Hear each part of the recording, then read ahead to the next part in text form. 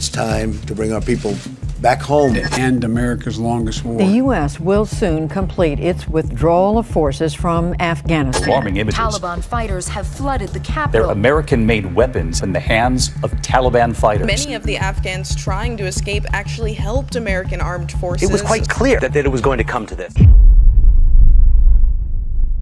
अफगानिस्तान, जिसे graveyard of empires कहा जाता है, एक लैंड लॉक कंट्री जो शायद बहुत से लोगों के लिए एक रिमोट और दूर का मुल्क है, लेकिन पिछली एक सेंचुरी से ही ये दुनिया के मोस्ट कंटेस्टेड रीजन में से एक था जहां सुपर पावर्स अपना इन्फ्लुएंस जमाने की कोशिश कर रही हैं। आज की इस वीडियो में हम जानेंगे कि आखिर क्यों अफगानिस्तान यूएस और रशिया के इंटरेस्ट का मरकज बना हुआ है और कैसे ये सिर्फ अफगानिस्तान को ही नहीं बल्कि ग्लोबल पॉलिटिक्स को इफेक्ट कर रहा है। On my orders, the United States military has begun strike against Al-Qaeda terrorist training camp and military installations of the Taliban regime in Afghanistan.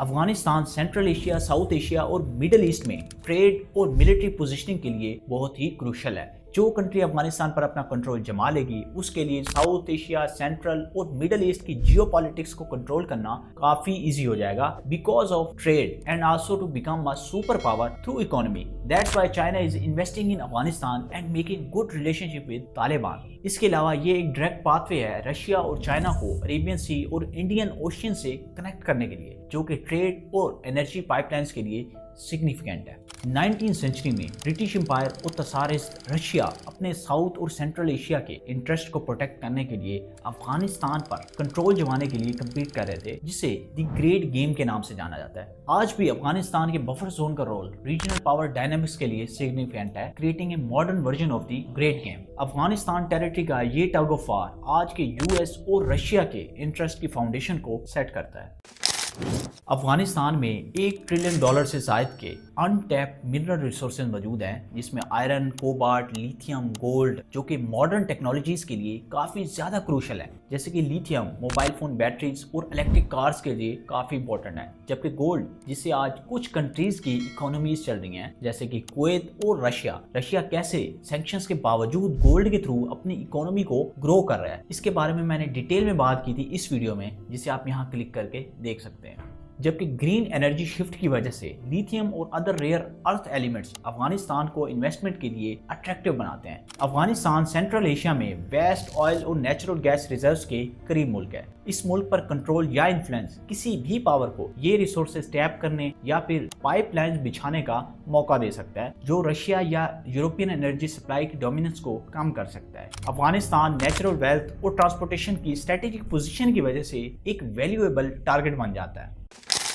साल 1979 में सोवियत ने अफगानिस्तान को इन्वेड किया सिर्फ कम्युनिस्ट गवर्नमेंट को सपोर्ट करने के लिए, ताकि वो अपने साउथर्न बॉर्डर को सिक्योर कर सकें और साथ ही वेस्टर्न इन्फ्लुएंस को अफगानिस्तान में कम किया जा सके। लेकिन रशिया को यूएस फंडेड रेजिस्टेंस का सामना करना पड़ा, जो कि एक्चुअल में तालिबान थे जिनकी पाकिस्तान ने हेल्प की थी, जिससे रशिया ये जंग हार गया और दुम दबाकर भागना पड़ा। रशिया अफगानिस्तान में स्टेबिलिटी को बहुत ही इंपॉर्टेंट समझता है, क्योंकि टेररिज्म, ड्रग ट्रैफिकिंग और एक्सट्रीमिज्म उनके central Asian sphere of influence, जिसमें ताजिकिस्तान, उज्बेकिस्तान और तुर्कमेनिस्तान शामिल हैं, उन्हें डैमेज कर सकता है। तालिबान के टेक ओवर के बाद रशिया को डर है कि एक्सट्रीमिज्म का स्पिल ओवर उनकी फॉर्मर सोवियत स्टेट्स को डिस्टेबलाइज कर सकता है और साथ ही उनके साउथर्न बॉर्डर की सिक्योरिटी के लिए बहुत बड़ा थ्रेट है। रशिया यूएस को पुश बैक करने के लिए अफगानिस्तान को एक अपॉर्चुनिटी के तौर पर देखता है। रशिया तालिबान के साथ टाइज को स्ट्रेंथन करके अफगानिस्तान पर इन्फ्लुएंस जमाना चाहता है और साथ ही यूएस की प्रेजेंस को कम करना चाहता है। रशिया के लिए अफगानिस्तान सिर्फ एक सिक्योरिटी चैलेंज नहीं है, बल्कि अमेरिकन इन्फ्लुएंस को सेंट्रल एशिया में कम करने और साथ ही वेस्टर्न अलायंसेस को काउंटर बैलेंस करने के लिए एक स्ट्रेटेजिक अपॉर्चुनिटी है।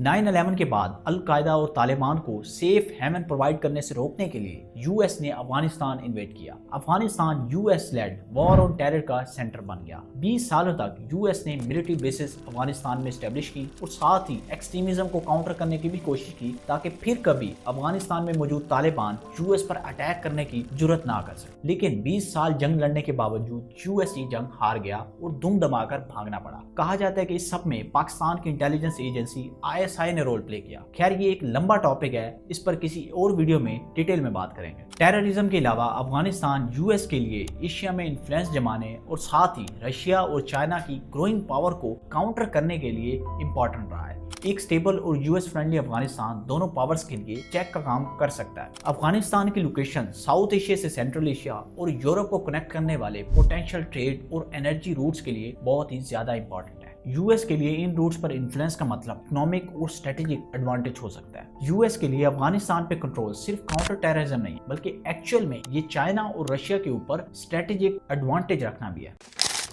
2021 में US विड्रॉल के बाद तालिबान ने कंट्रोल वापस ले लिया, जिससे पावर वैक्यूम क्रिएट हुआ, जिसके लिए अब दोनों कंट्रीज रशिया और US इन्फ्लुएंस करने की कोशिश कर रहे हैं। एक तरफ रशिया तालिबान के साथ अपने रिलेशनशिप्स को मजबूत कर रहा है, जबकि दूसरी तरफ US लोकल एक्टर्स को सपोर्ट कर रहा है जो तालिबान के अगेंस्ट है। रशिया अपने डिप्लोमेटिक एंगेजमेंट्स को इंक्रीज कर रहा है और साथ ही तालिबान को सिक्योरिटी एश्योरेंस सप्लाई प्रोवाइड करना और इसके अलावा नॉर्थर्न लीडर्स के साथ कनेक्शंस भी बना रहा है। डायरेक्ट मिलिट्री प्रेजेंस के बिना भी US एक स्ट्रेटेजी एम्प्लॉय कर रहा है, जिसमें रिमोट ऑपरेशंस और नेबरिंग कंट्रीज के साथ रिलेशनशिप कायम कर रहा है, जिसके जरिए वो अफगानिस्तान में थ्रेट को मॉनिटर कर रहा है और साथ ही स्ट्राइक भी कर रहा है, जैसे कि US ने पाकिस्तान से मिलिट्री बेसिस की डिमांड की। अफगानिस्तान में कंपटीशन की वजह से US और रशिया ने तालिबान की रियलिटी को एक्सेप्ट कर लिया है, जहां दोनों नेशंस डिप्लोमेसी, रीजनल पार्टनरशिप्स और इकोनॉमिक इंसेंटिव से अपने स्ट्रेटेजिक गोल्स को अचीव करना चाहते हैं।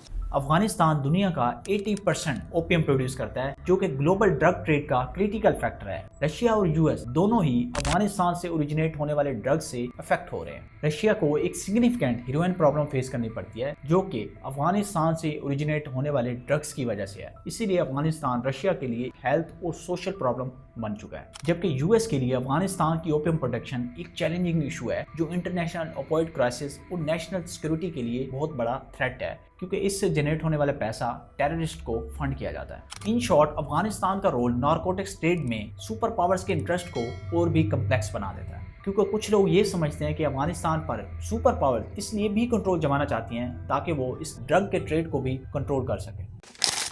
ऐसा नहीं है कि सिर्फ US और रशिया ही अफगानिस्तान में इंटरेस्टेड हैं, बल्कि चाइना और इंडिया भी इसमें इंटरेस्टेड है। चाइना की बात करें तो China belt and road initiative के थ्रू अफगानिस्तान के साथ अपनी टाइज को स्ट्रेंथन कर रहा है और चाहता है कि वो अफगानिस्तान के थ्रू ट्रेड कर सके। अफगानिस्तान का फ्यूचर इंक्रीज टेंशन से भरा होगा या फिर खुशहाली होगी, ये डिपेंड करता है रीजनल पावर्स पे कि वो कम्पीट करती हैं या फिर कोऑपरेट करती हैं। अफगानिस्तान का फ्यूचर अनसर्टेन है, लेकिन एक चीज पक्की है, इसके जियोपॉलिटिक्स में पिवटल रोल आज भी वैसे ही है, जिसमें सुपर पावर्स की कंपीटिंग इंटरेस्ट आने वाली जनरेशंस के फ्यूचर को शेप कर सकता है।